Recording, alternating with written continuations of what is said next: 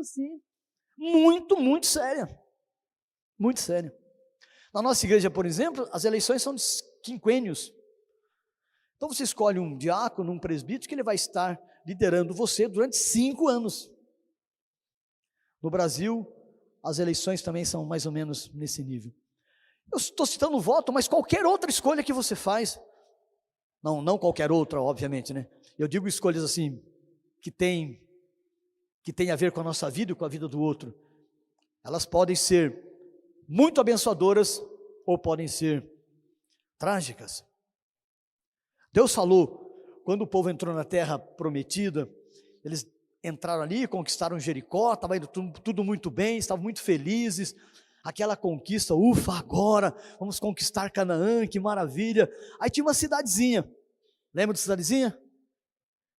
Só tinha duas vogais no nome da cidade, um A e um I, cidade chamada Ai. Aí eles sondaram a cidade e tal, a cidade é pequena tal, não precisa cansar o povo, pega uns 3.000 homens aí, sobe e conquista, deixa o resto descansando. Aí eles foram e levaram uma surra, perderam, voltaram chorando, alguns morreram. Aí Josué ficou triste, rasgou as vestes, chorou, lamentou, jejuou, orou. Ele falou, Deus, o que está acontecendo? Nós vamos ser destruídos. Aí o Senhor Deus falou para Josué, Josué, tem coisa errada no meio do povo. Enquanto não for tirado o pecado, eu não estarei com vocês. Qual foi a coisa errada? Foi uma escolha que um homem fez. Ele achou uma capa, um material precioso, e ele pegou aquela capa, aquele material precioso, escondeu lá na sua barraca, na sua tenda, e Deus disse que eles não deviam pegar nada de lá. Mas aquela escolha de Acã trouxe sérias consequências para um povo todo, para uma nação. E vocês sabem o que aconteceu com ele, com toda a sua família, que trágico que foi. Então, a gente precisa ter o discernimento. Essa é uma coisa que você tem que pedir a Deus todo dia. Quando você levantar de manhã, toda manhã, peça a Senhor, me dá discernimento, me dá condições de neste dia eu escolher certo, eu tomar as decisões corretas, eu acertar o máximo possível, porque isso vai honrar o teu nome, isso vai trazer benefício para a minha vida, para a vida da minha família e quem sabe para a vida de uma igreja, de uma cidade, de um povo.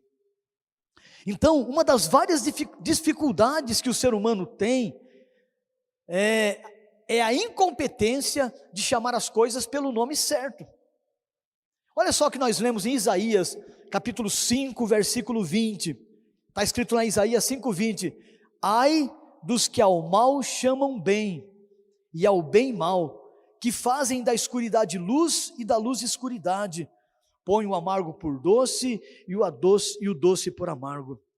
Essa dificuldade é tão séria e é tão complexa, que Salomão, quando subiu ao trono de Israel, pediu ao Senhor que lhe ensinasse a escutar a sua voz, para que pudesse prudentemente discernir entre o bem e o mal. Alguém lê para a gente aí, primeiro livro dos Reis, capítulo 3, versículo 9, ou aparece aí no telão? 1 Reis 3:9, alguém pode, por favor, ler?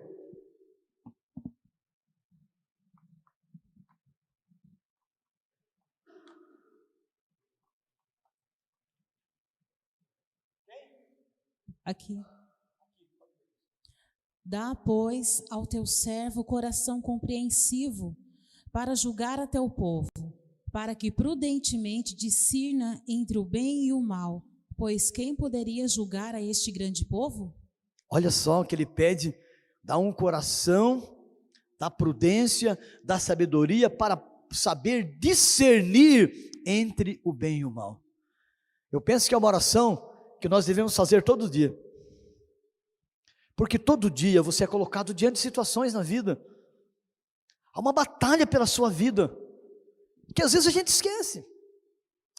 Sabe que às vezes está tão envolvido no mundo, tão envolvido com estudo, com trabalho, esposa, sogra, filho, pastor, presbítero, conselho, igreja, boleto. Vocês têm boleto para pagar aqui?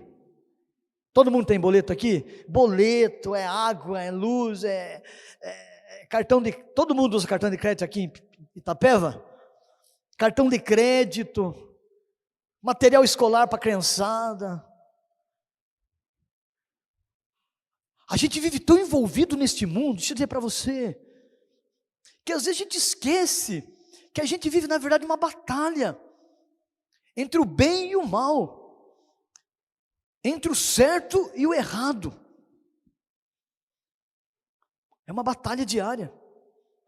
Existe uma batalha pela sua vida, para que você viva de maneira contrária à vontade de Deus, todos os dias, todos os dias.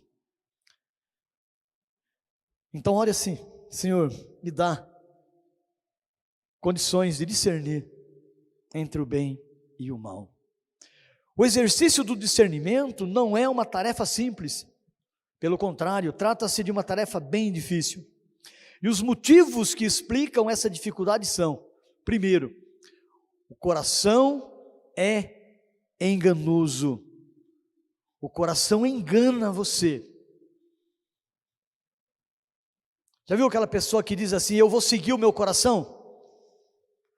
Vou seguir o meu coração.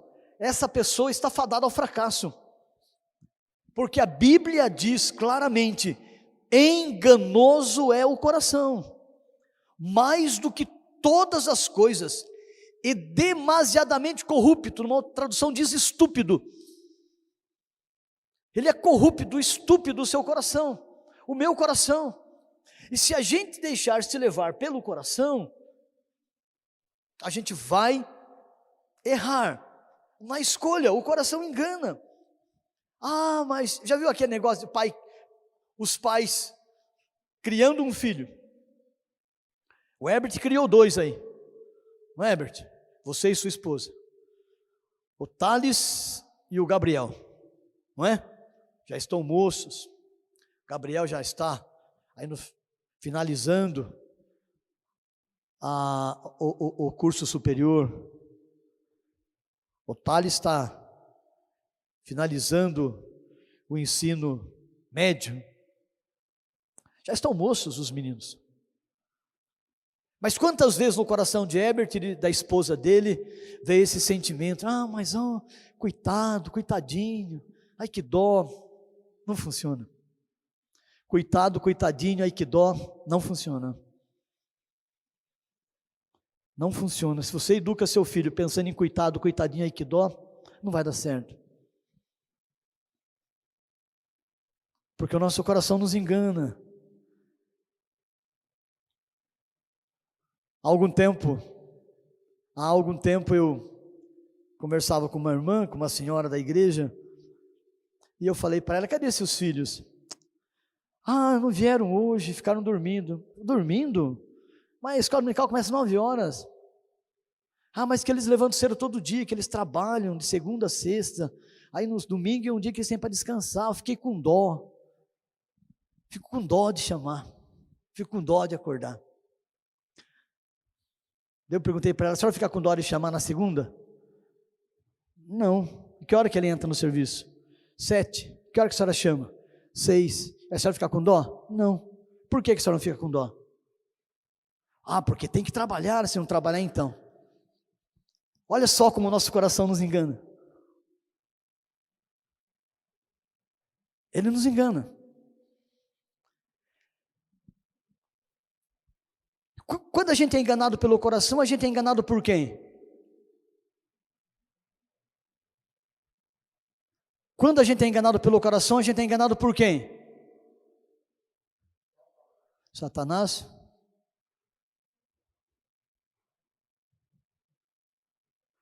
Quando você é enganado pelo coração, você é enganado por você mesmo, por nós mesmos, não é? Quando o coração nos engana, a gente é enganado pela a gente mesmo. A gente se engana.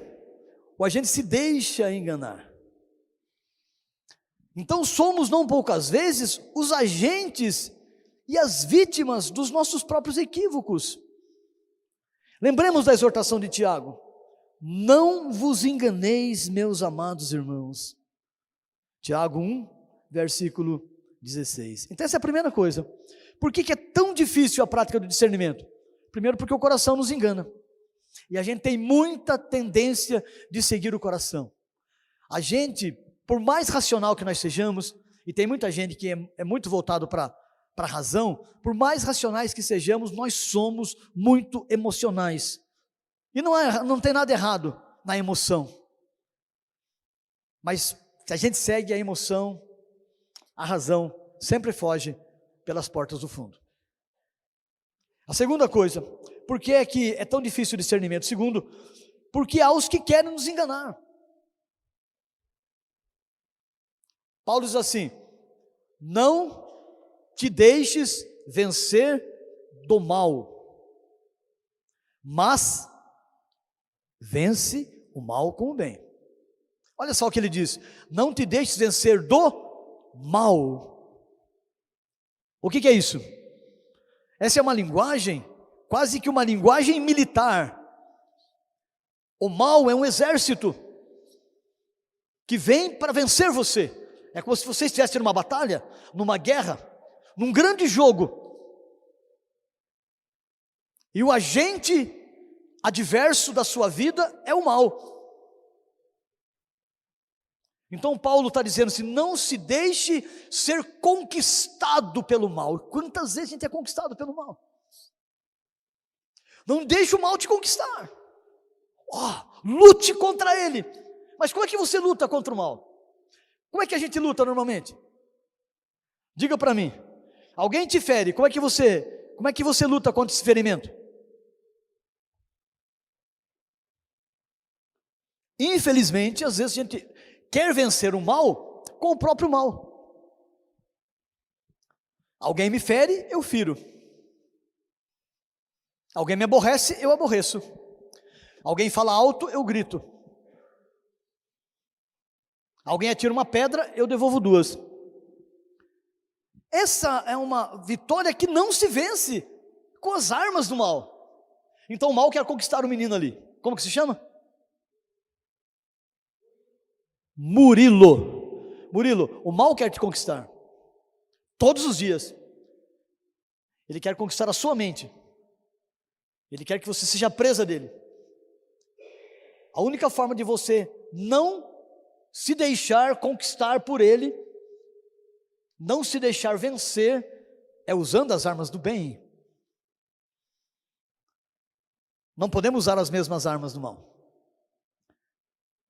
Porque há os que querem nos enganar, os que querem nos fazer mal. Somos enganados pelo próximo, por aqueles que nos rodeiam. Porque normalmente as pessoas escondem quem são e o que pretendem. Olha o que Jesus Cristo disse. Então falou Jesus às multidões e aos seus discípulos. Na cadeira de Moisés se assentaram os escribas e os fariseus. Era uma elite religiosa. Fazei e guardai, pois tudo quanto eles vos disserem, porém não os imiteis nas suas obras, porque dizem e não fazem. Então Jesus está dizendo que aquela gente, escribas e fariseus, eram pessoas que estavam ali e que queriam enganar o seu próximo, dizendo para eles fazer aquilo que eles mesmos não faziam, orientando-os a seguir um caminho que eles mesmos não seguiam, obrigando-os a guardar certas tradições, rituais que eles mesmos não guardavam. Então há os que querem te enganar, não tenha dúvida disso. Tem pessoas que estão com você, que vivem com você, lá na escola, no seu trabalho, no seu lazer, que querem enganar você, e que às vezes enganam. Olha só, alguém lê para mim, lê Neemias 6, 12 e 13. Por favor, Neemias 6, 12 e 13. Então, percebi que não era Deus quem o enviara.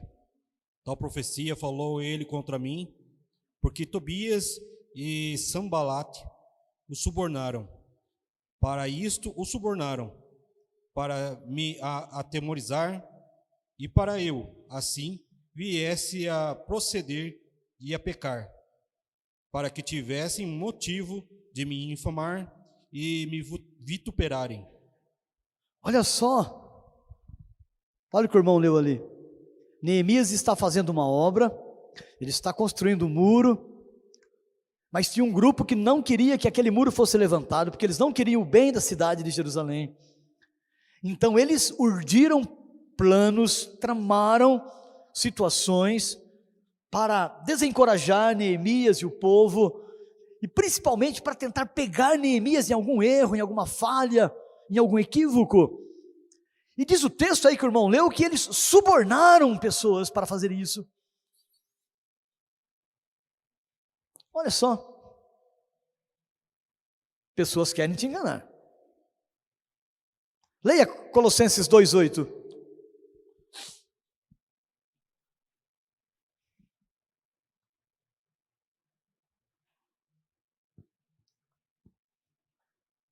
Cuidado que ninguém vos venha a enredar com sua filosofia e vãs sutilezas, conforme a tradição dos homens, conforme os rudimentos do mundo e não segundo Cristo. Isso, olha só, cuidado que ninguém venha vos enganar.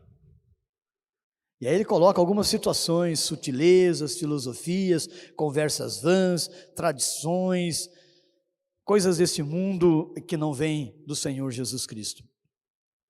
Terceiro, por que é que é tão difícil a prática do discernimento? Então, primeiro, porque o coração nos engana. Segundo, porque há pessoas que querem nos enganar. E terceiro, porque o diabo quer nos enganar. Nós temos um adversário. Você tem um adversário, e eu tenho um. E ele é o mesmo para todos nós. Olha o que diz aí, Efésios 6,12 diz, porque a nossa luta não é contra o sangue e a carne, e sim contra os principados e potestades, contra os dominadores desse mundo tenebroso, contra as forças espirituais do mal, nas regiões celestes. Esse é o ardil mais poderoso do inimigo. Ele quer te enganar. A Bíblia diz que ele veio para matar, veio para roubar, veio para destruir, veio para causar intriga, confusão, cisânia, divisão. Essa é a ação dele, e ele usa como ponto fundamental a mentira. Ele mente, ele é o pai da mentira. João capítulo 8, versículo 44, diz que ele é o pai da mentira. Alguém pode ler, por favor?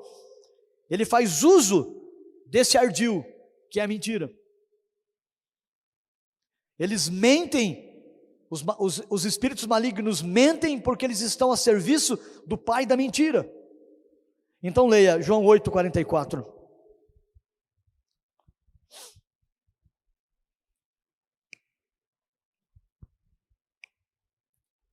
Vós sois do diabo, que é o vosso pai, e quereis satisfazer-lhe os desejos. Ele foi homicida desde o princípio, e jamais se firmou na verdade, porque nele não há verdade. Quando ele profere mentira, fala do que lhe é próprio, porque é mentiroso e pai da mentira. Perceberam? Ele é o pai da mentira. Mas sabe que às vezes nós nos esquecemos disso. E esse é o ponto fundamental do discernimento, é não esquecer que você está numa batalha. Quantas vezes você pensa que a sua esposa é sua inimiga? Ou que seu esposo é seu inimigo? Mas eles não são. Eles não são. Quantas vezes você pensa que seus pais são o seu inimigo? Que seus filhos... Mas eles não são. Quantas vezes você pensa que o seu próximo é o seu inimigo? Ele não é seu inimigo. O inimigo que nós lutamos, ele é espiritual. Ele é espiritual. E daí nós precisamos estar revestidos das armas espirituais, para que a gente não seja enganado por ele. Esse é o papel dele, é enganar. Por isso que é diabolos, dia de divisão, que causa divisão, duplicidade. É a função dele. Para isso você precisa estar preparado, precisa ter discernimento. Esse não é meu inimigo, essa não é minha inimiga. Pode estar sendo usado pelo inimigo, mas não é meu inimigo. Pode estar sendo usado, mas não é. Por isso que o campo do discernimento tem desafios gigantescos, porque o coração te engana, o outro próximo te engana, os semelhantes seres humanos te enganam e Satanás te engana. E muitas vezes somos enganados por nós mesmos, pelo outro e pelo diabo. E a gente cai. Quantas pessoas boas no mundo, que a gente tinha assim como referência para a nossa vida, não caíram. Mas eles caíram assim, de uma hora para outra? Não. Como é que eles caíram?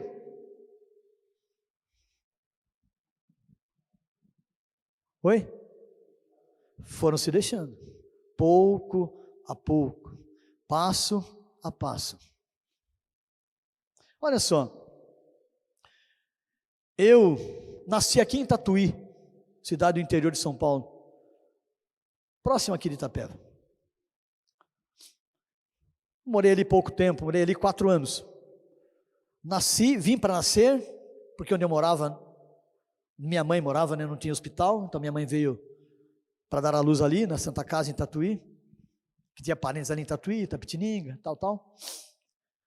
E depois eu morei em Tatuí dos meus 10 anos e meio até os meus 15 anos. Mas eu estudei ali numa escola chamada Altina Mainardes Araújo, do final da 4ª série, de agosto daquele ano, de 76, até o final do ano 80. Terminei a 4ª, fiz a 5ª, 6ª, 7ª e 8ª, depois nós mudamos novamente. E na minha sala, tinha mais ou menos uns 47 alunos.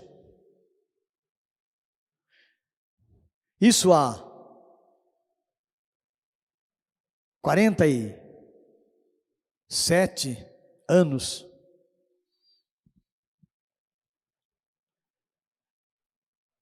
E eu não me lembro, há 47 anos, eu não me lembro na sala de aula, de ter um só aluno na minha sala, que era filho de pais separados. Não tinha. Quando o professor entrava, nós ficávamos em pé. Sentávamos depois da ordem do professor. Quando o diretor entrava, nós ficávamos em pé. Sentávamos após a ordem do diretor. Nós nos reuníamos no pátio para praticar todos os atos de patriotismo do nosso país, para cantar a música da cidade, aliás, música que eu sei de cor. Sei inteirinha, de começo ao fim. Para cantar todos os hinos, independência, da bandeira, do Brasil. 47 anos se passaram, 46, 47 anos. Se você for numa escola hoje, é ali mesmo em Tatuí, na Altina Mainardes, ela funciona ainda. Eu sempre passo por ali. Uma cidade que eu sempre vou, moro Tietê, moro pertinho. Se você for lá hoje, mais de 50%, sem dúvida nenhuma, são filhos de pais separados. Mas por quê? É simples. É simples. há 47, 50 anos, era muito difícil separar, cara. Você casava, se você falasse em separar, você chegava para o amigo, o Pedro queria separar da dona Joana ali. Aí o Pedro chegava para o seu Joaquim e falava, cara, eu vou separar, cara. Fala, não faça isso, cara. Não faça isso. Você quer acabar com o seu pai, com a sua mãe? Você quer acabar com a sua família, rapaz? Crie juízo, rapaz. Volta para casa. Aí o seu Pedro teimoso falou, não, eu quero separar dessa mulher, não aguento mais essa mulher. Vou arrumar um advogado. Ligar para o advogado. Meio amigo dele, o advogado. Eu quero separar, não aguento mais. O que o advogado falava? Não faça isso, rapaz. Vai custar seu carro, sua casa, essa separação, não faça isso.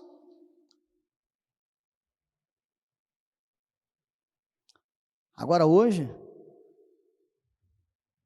se falar que quer separar, vai conversar com um amigo, separe mesmo, cara, melhor coisa que você faz na vida.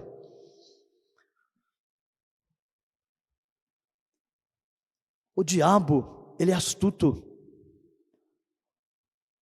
Ele é astuto. Ele vai trabalhando, ele vai colocando as coisas. A gente nem percebe. Quando a gente percebe, já aconteceu. Você conhece a história do sapo? Conhece a história do sapo aqui? Já contou a história do sapo aqui, Herbert? Depende do sapo, né?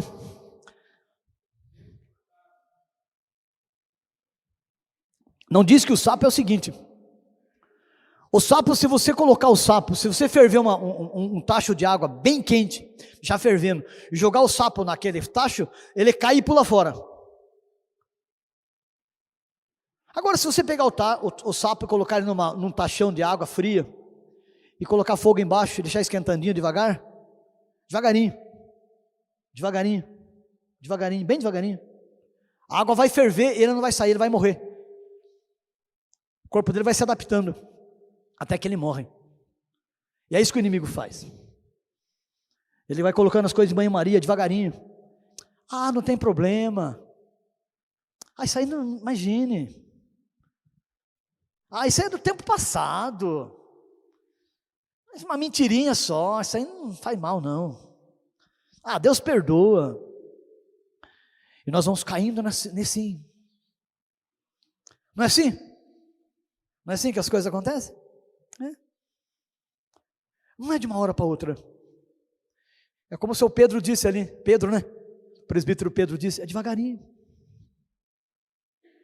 Quando você percebe, Márcio, já está enredado, cara, não sai mais.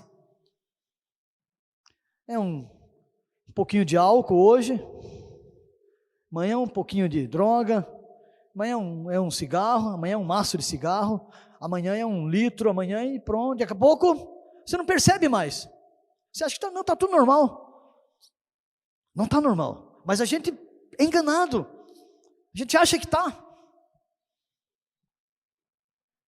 a gente perde o tino do discernimento. E quando você perde isso, o que acontece? Você é enganado. E o que é o engano, né? É próprio do engano isso. Você está fazendo uma coisa que você não tem a consciência de que aquilo está te prejudicando, está errado. Você não tem. Se você tivesse, você não faria. Se você soubesse que o fogo queima, você colocaria a mão lá? Não. Mas se você não sabe, não tem discernimento, você vai e põe a mão. O fogo queimou. Ah, mas eu não sabia. Mas queima.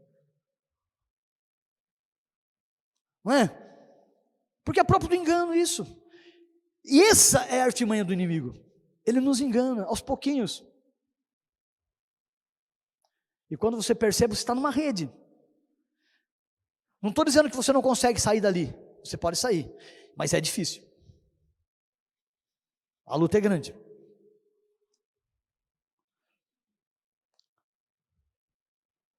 Quando eu fazia palestras para jovens e adolescentes, eu sempre falava para eles, não faça a primeira concessão. Feita a primeira concessão, esquece.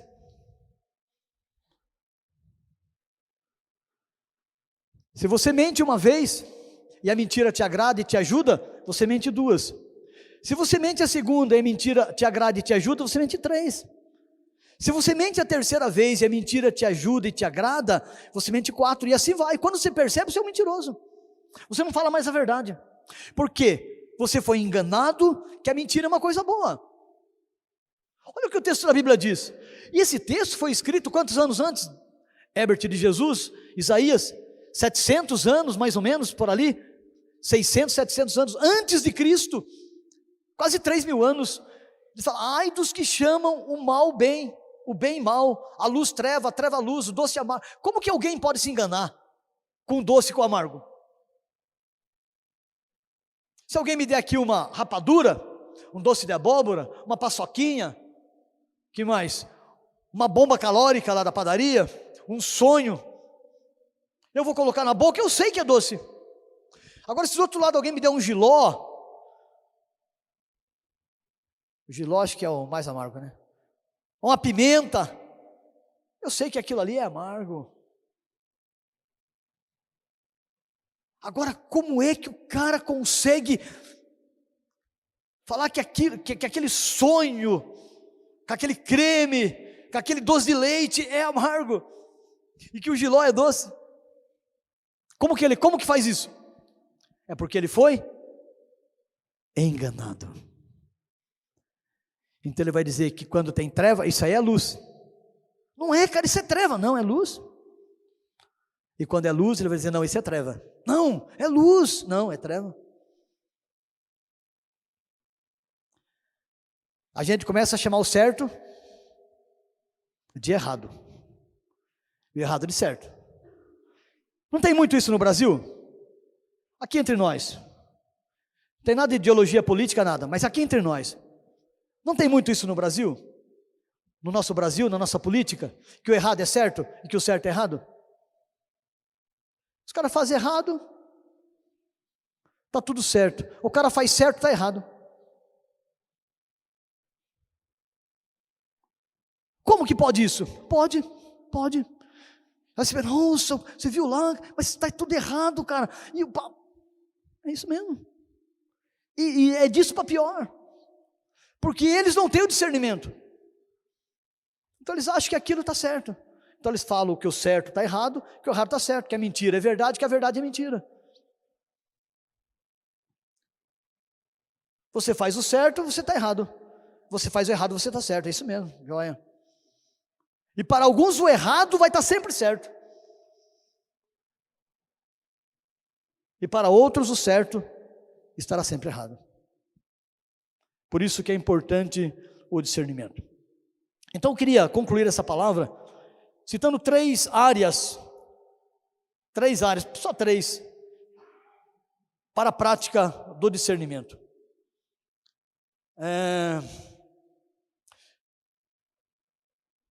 Seja na sua vida cristã, na sua rotina, é muito importante que você cuide dessas três áreas, para que você possa discernir. Primeiro, é preciso discernir, joia. Obrigado, Johnny Gable. João Gabriel, traduzindo para o português. É preciso discernir entre o bem e o mal. Eu já disse isso lá atrás. Todos os dias que você vive nessa face da terra, Murilo, você vai ter que aprender a discernir entre o bem e o mal. Você vai ter a escolha. E como cristão que você é, tem quantos anos? 13? Errei por um, tá vendo? 14 anos. Esse menino tem 14 anos, ele já sabe discernir entre o bem e o mal. Sabe ou não sabe? Matar passarinho é bem ou é mal? Depende não, filho, não tem nada de depende. É se ensina ou não, que passadiço é do maligno. Não precisa responder, depois você responde para mim no particular. Murilo, você estuda? Você deve estar, deixa eu ver. Você deve estar no 9º ano, se eu não me engano. Acertei? Tá vendo? É que eu li seu pensamento. Você está no 9º ano. Colar na prova é bem ou mal? E se você passar de ano? Vai que deu certo, né? Você não está sabendo nada, sempre tem aquela aluna, né? Que sabe tudo, que senta na sua frente.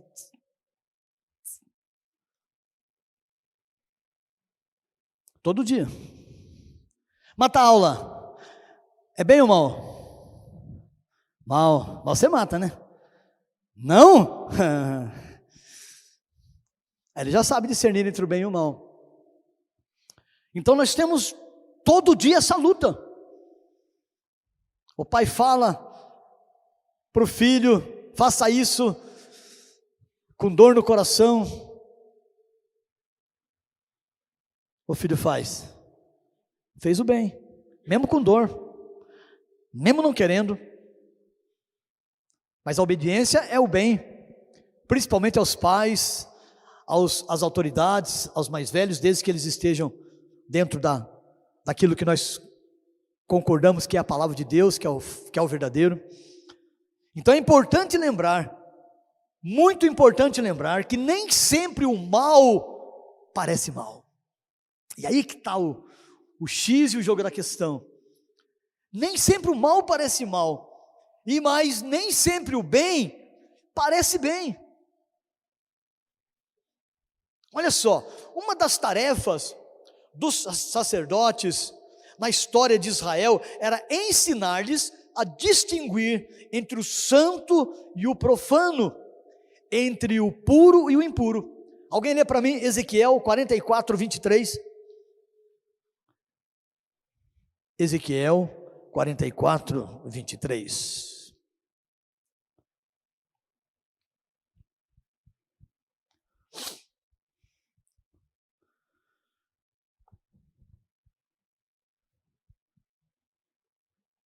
Quem vai ler? A meu povo ensinarão a distinguir entre o santo e o profano, e o farão discernir entre o imundo e o limpo. Olha só, usa a palavra distinguir e a palavra discernir. Esta era a função dos sacerdotes. Isso aí é profano, isso aí é impuro, isso aí é puro, isso aí é santo. Isso com respeito aos sacrifícios, com respeito às vestimentas que os sacerdotes iam usar, com respeito ao que deveria levar para ser oferecido, com respeito às festas, com respeito a toda aquela tradição, tudo aquilo que apontava para o nosso Senhor e Salvador Jesus Cristo. Então, essa é e hoje, mutatis mutandis, né? Mudado o que precisa ser mudado, e aplicado o que precisa ser aplicado dentro do nosso contexto, é a nossa função. A função do pastor Herbert, a minha função, a função dos presbíteros, que tem o dom de ensinar, é mostrar para o povo, ensinar para o povo o caminho correto.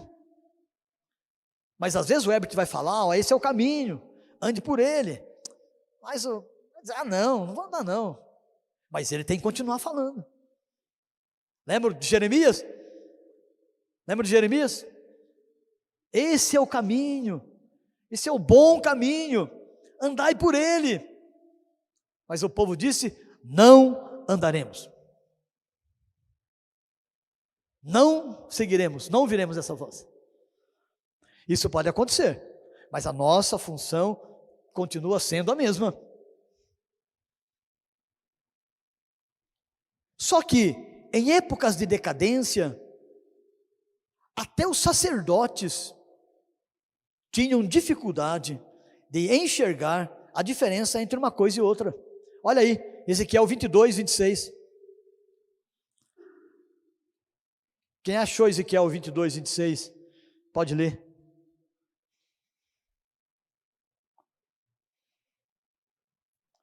Olha que sério que é isso.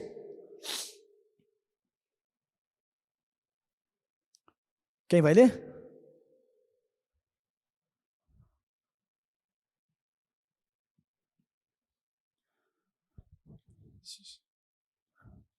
Os seus sacerdotes transgridem a minha lei e profanam as minhas coisas santas.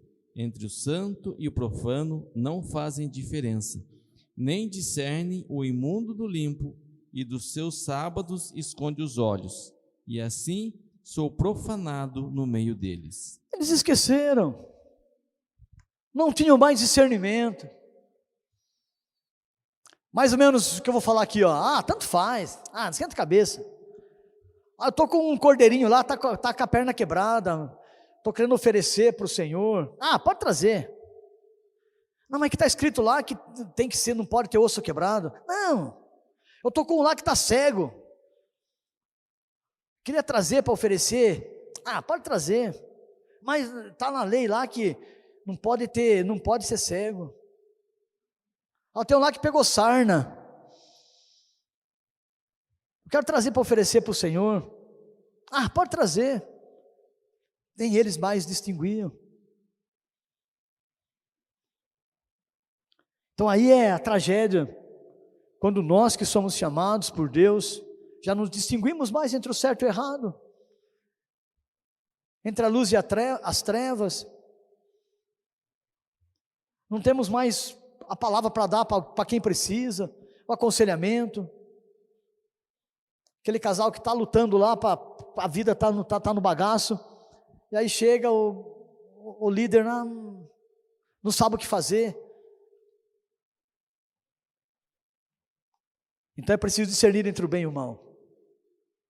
Existe um exército do mal contra você, mas você tem ao seu lado um exército do bem, e é com o exército do bem que nós lutamos. Segunda coisa que nós precisamos discernir, é preciso discernir entre o falso e o verdadeiro.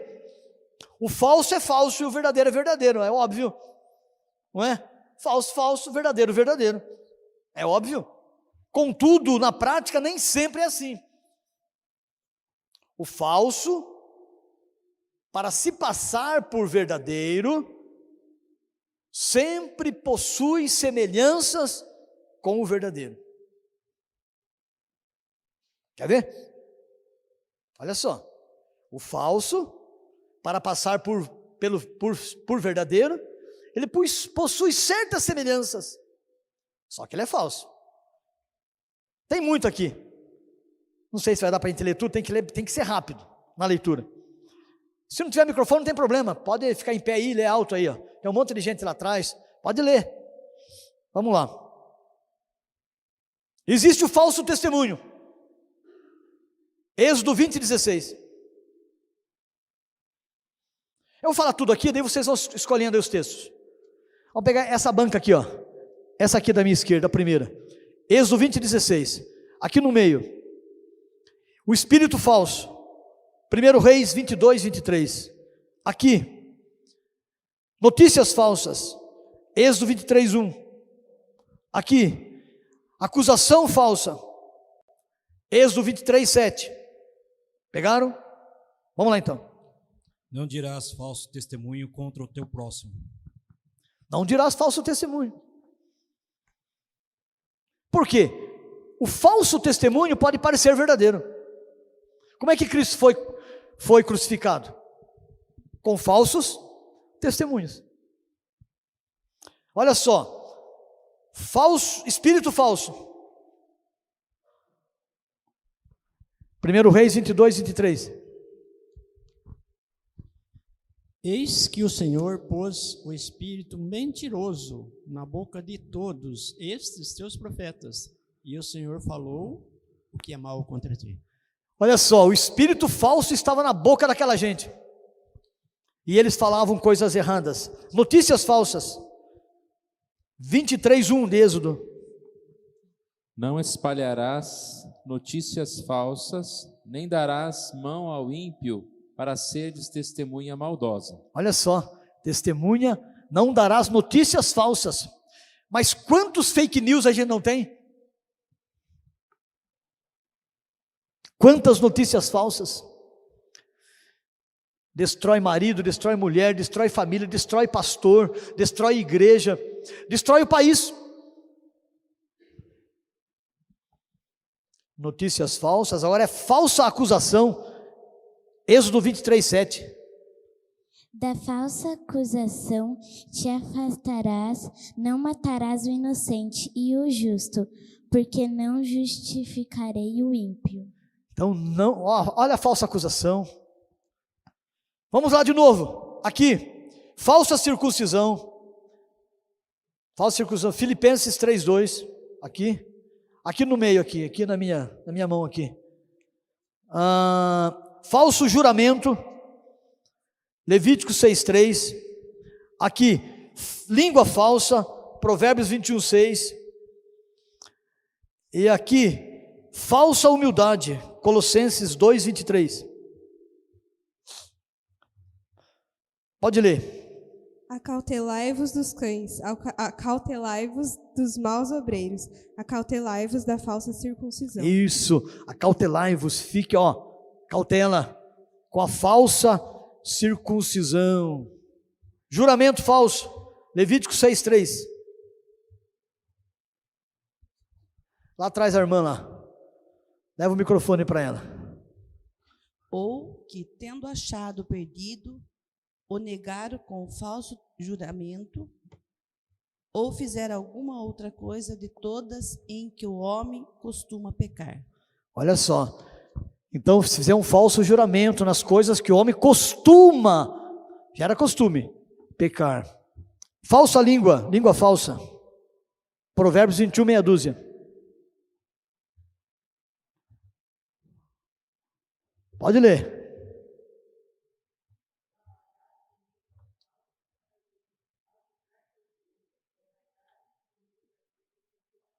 Isso, trabalhar com língua falsa, ajuntar tesouro na base da mentira.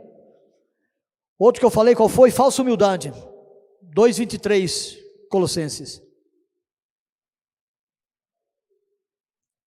Tais coisas, como efeito, têm aparência de sabedoria, como o culto de si mesmo, e de falsa humildade e de rigor ascético, todavia não tem valor algum contra a sensualidade. Isso, então as pessoas estavam querendo introduzir algumas coisas lá, Paulo fala para os irmãos de Colossos, olha, isso aí tem aparência só aparência, mas é falso. Tem mais coisa aqui, irmãos, mas eu não vou, depois eu posso passar se vocês quiserem. Tem falsos irmãos, falsos profetas, falsos mestres, falsos apóstolos, falsos cristos, então tem muito falso. Então não é fácil você discernir entre o falso e o verdadeiro, porque o falso se faz verdadeiro. Agora pense você comigo, em sã consciência, como é que você é levado diante de um tribunal, diante de um júri, para ser uma testemunha falsa? Sabendo que você está fazendo mal. Ou então ao contrário, como é que você, tendo a possibilidade em suas mãos, recebendo por vocação, por estudo, ou por indicação uma profissão, seja de juiz, seja de um promotor, seja de um ministro, como é que você pode inocentar um culpado? Sabendo que o culpado é culpado. Então veja que tudo isso que nós vemos no país, que nós vemos no nosso dia a dia, está aqui na Bíblia. A palavra de Deus é viva e eficaz, e é mais penetrante do que qualquer espada de dois gumes. É a palavra de Deus, essa é a nossa palavra, é a palavra que deve ser a baliza, o alicerce, que deve dar direção e rumo à sua vida. Não é o que com conversinha de um, conversinha de outro, sem conversinha, é a palavra, o que a palavra de Deus diz, o que a Bíblia diz.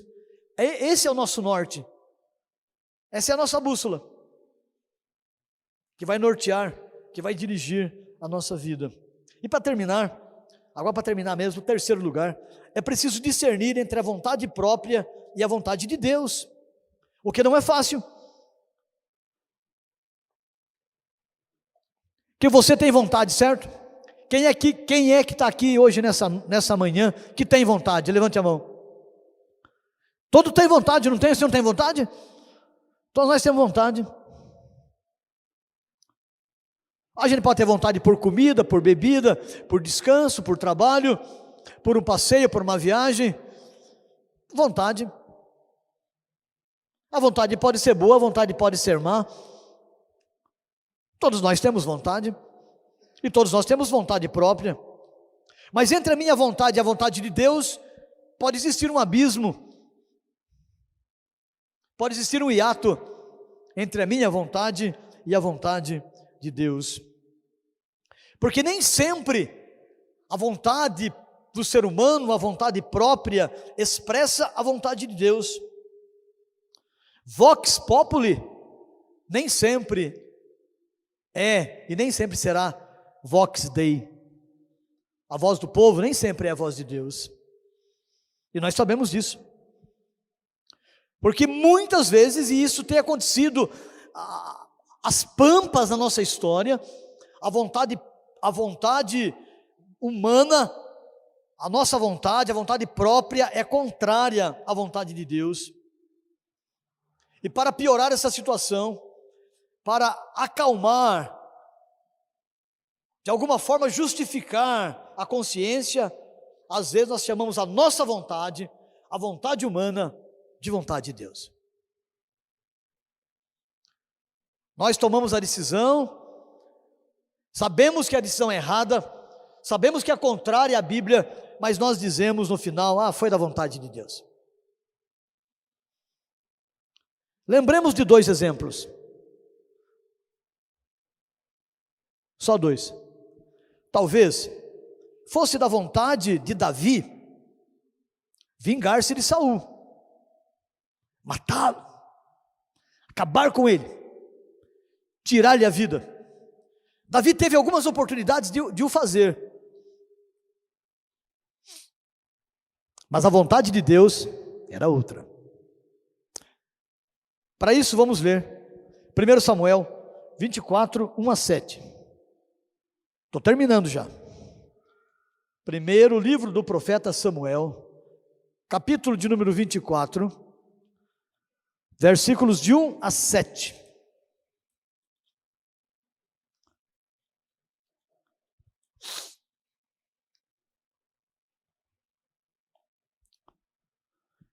Quem que vai ser o corajoso que vai ler esse texto para a gente? O Pedro não trouxe óculos. Olha lá o irmão de verde lá. Aquele irmão vai ler bonito. 24, 1-7.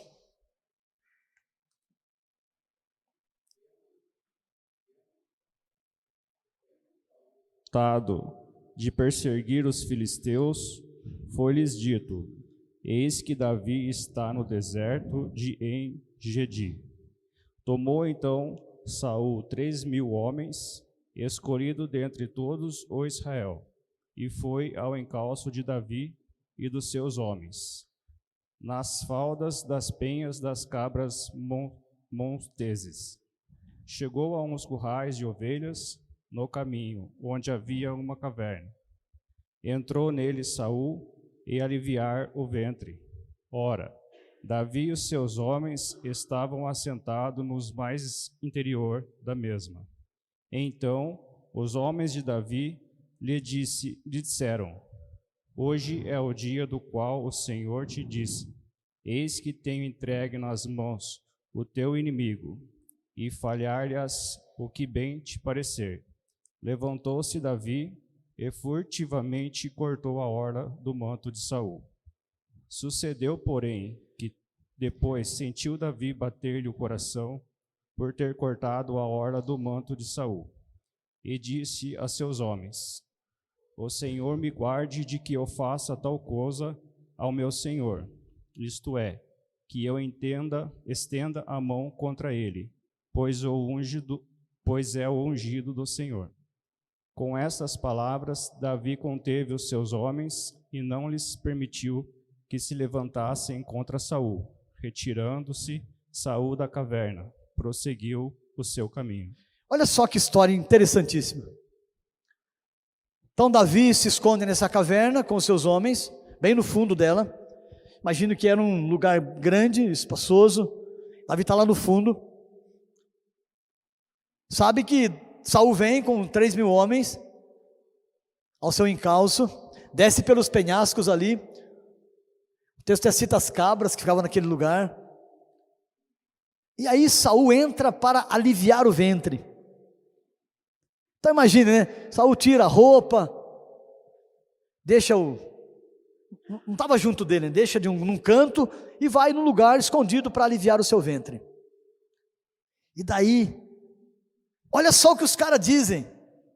Olha só, se fosse você, não matava Saul? Se fosse eu, matava. Eu matava. Ué, olha o que os caras dizem, Murilo. Davi, hoje o Senhor, o Deus Todo-Poderoso, entregou Saul na tua mão, é agora. Os caras disseram que foi Deus que entregou. Aí Davi corta o manto, levantava num canto, aí que Saul deixou para fazer as necessidades, corta o manto, e quando ele corta o manto, o coração dele bate. Agora eu pergunto, Davi teve ou não teve vontade de matar? Teve ou não teve? O que você acha, Murilo? Você acha que Davi teve vontade de dar uma espadadinha nele ou não? Só cortar a jugular? O que você acha? Sim ou não? Sim. Teve vontade. Mas por que ele não fez? Porque ele sabia que aquela não era a vontade de Deus. Agora, para você ter esse tino, esse discernimento de não fazer a sua vontade, mesmo que lhe pareça justa, mesmo que lhe pareça correta, mesmo que as pessoas que estão com você estejam dizendo que aquilo é da vontade de Deus, tem que ter o discernimento muito afinado. Um outro exemplo, não vai precisar ler, só a história. Lembra quando Paulo queria ir para Jerusalém? Lembram? Aí tem uns irmãos que tem olho de lince, né? Ele viu que estava querendo água. Lembram? O que o pessoal disse para Paulo? Não vá. Obrigado, irmão. Não vá. Aí pegaram o cinto de Paulo e amarraram. Assim farão a esse homem, ao dono do cinto desse homem. Mas Paulo foi, porque Paulo sabia que era da vontade de Deus que ele pregasse em Jerusalém e depois fosse pregar em Roma. Agora vamos ver um outro exemplo. José soube discernir a vontade própria, despertada pela sedução da mulher de Potifar, da vontade de Deus, e realizou a vontade de Deus e não a sua. Veja aí, Gênesis, para terminar, 39, 7 a 12. Nossa, eu ocupei todo o tempo, hein, Herbert? Falta 7 minutos, hein? Aguente firme aí, pessoal. Eu sei que a vontade de Deus é ir embora, mas fica na vontade de Deus aí mais um tempinho. Se eu tivesse aí, eu estava com vontade de ir embora já. Mas aguenta mais um pouco aí. Está terminando. Vamos ser firme. Vocês cantam aquele hino firme nas promessas aqui? Então, fica nesse hino. Quem vai ler? O último texto da manhã. Ali, não. Aí, irmão corajoso ali, ó. Vai lá, irmão. Aconteceu depois dessas coisas que a mulher de seu senhor pôs os olhos em José e lhe disse: deita-te comigo. Ele, porém, recusou e disse à mulher de seu senhor: tem-me por mordomo, meu senhor, e não sabe do que há em casa, pois tudo o que tem me passou ele às minhas mãos. Ele não é maior que eu nesta casa, e nenhuma coisa me vedou, senão a ti, porque és sua mulher. Como, pois, cometeria tamanha maldade e picaria contra Deus? Até o 12. Isso. Falando ela a José todos os dias, e não lhe dando ele ouvidos para se deitar com ela e estar com ela, sucedeu que certo dia veio ele à casa para atender os negócios, e ninguém dos de casa se achava presente. Então ela o pegou pelas vestes e lhe disse: deita-te comigo. Ele, porém, deixando as vestes nas mãos dela, saiu fugindo para fora. Olha só. Então ele tinha duas vontades. A vontade de um homem, de um moço bonito, forte, de uma mulher, e a vontade de Deus. Na minha mente, eu imagino que a vontade humana de José era praticar aquele ato. Mas ele sabia que existia uma vontade maior, que era a vontade de Deus, e por isso ele fugiu. E a Bíblia diz que ele deixou as vestes ali, ele sabia que as vestes ali trariam complicações para ele, mas mesmo assim, ele fugiu. Todos nós sabemos que aquela atitude dele trouxe dificuldades para ele, ele foi preso, mas mesmo assim, ele fugiu. Então aí eu vou dizer uma coisa para você que, às vezes algumas igrejas enganam a gente. Fazer a vontade de Deus, no momento, e às vezes por tempo, nem sempre vai ser bom para a gente. José passou vários perrengues na vida dele. E um dos foi porque ele não aceitou aquele convite daquela mulher. Mas a gente sabe o que aconteceu na vida dele no final, por ele ser obediente a Deus. Então vale a pena sempre fazer a vontade de Deus, e não a nossa.